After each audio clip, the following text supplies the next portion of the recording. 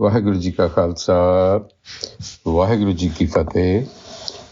Welcome to another segment of Coach Gurbani's a-sabad-a-day. Our recitation continues with Asam Mahalla Panjwa, Chant Kar Satwa. And today we recite the fourth and concluding chant from this Shabad. The salok at the top, which essentially captures the message, the spiritual message, was Subh Chintan Gobind Raman. In other words, Subh Chintan, a good thought, a good time for Gobind Raman to enjoy the bliss of union, to enjoy oneness. Nirmal Sadhu Sang. And that requires purification in the company of the sadhu, the perfected one who has walked this path. Usually a reference to the Guru in Gurbani. Usually, not always. Nanak naam na visro ik kadi, not even for an instant should I remain unmindful of the self. Har naam. Kari kirpa Bhagavant. Bhagavant, the self, will actually step forward. So kirpa means something that is not seen. It's usually translated as compassion, which it is, but it is the result of some effort that the individual is going to make. But it is unseen. It's grace. It happens. And so, in the first stanza, the line was Pinni Renadiye Jagan Sant Jana.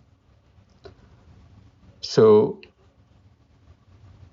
the right opportune moment, Renadiye Pinni, moist. The soil is fertile, but who is awake? Those who genuinely seek the self. Santa Jana, here they are seekers.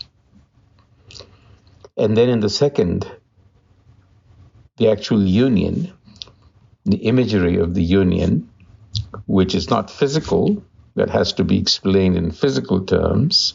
Meri sej jehdi adambar banaya. Sage is a nuptial bed,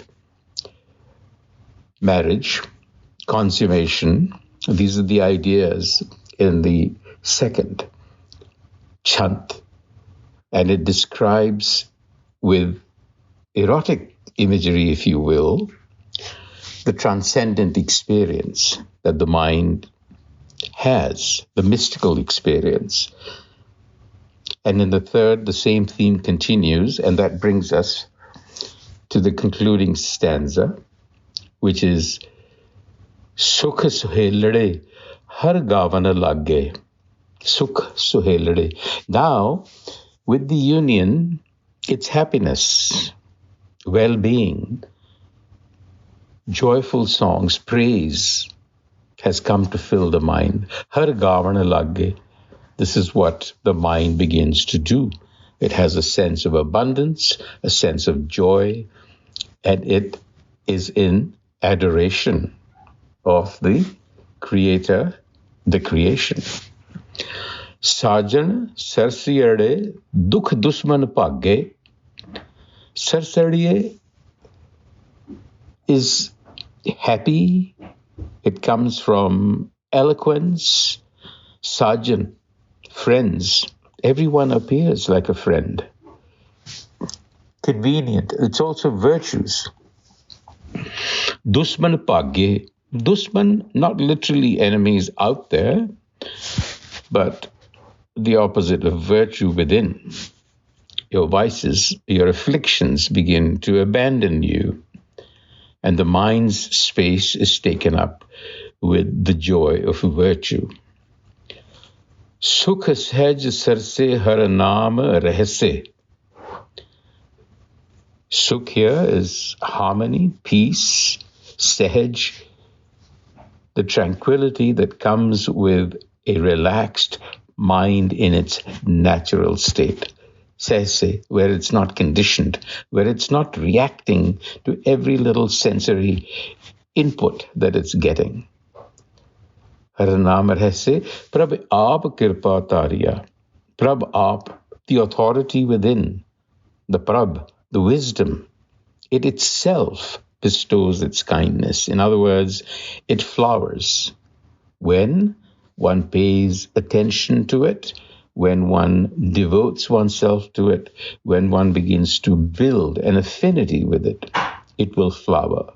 Har charan lage, sada jage, mile prab banwariya. Har charan.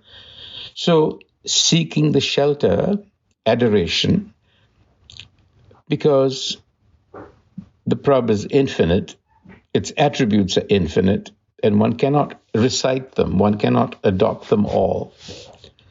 So the best way to know the Prab is to seek its shelter, which is adoration, devotion. Mile Prab Banwariya. Then Banwariya is an epithet for Krishna, but represents the self here. The gardener of all vegetation, the master, will step forward. Sab divas aaye, subh divas aaye, sehaj paaye, sagal nid prabhat pagye. Subh divas. It began with subh divas. Now, for the devotee, those good days have come when one is found shelter with wisdom. Binwant Nanak Saran Swami Sada Har Janat Pagye.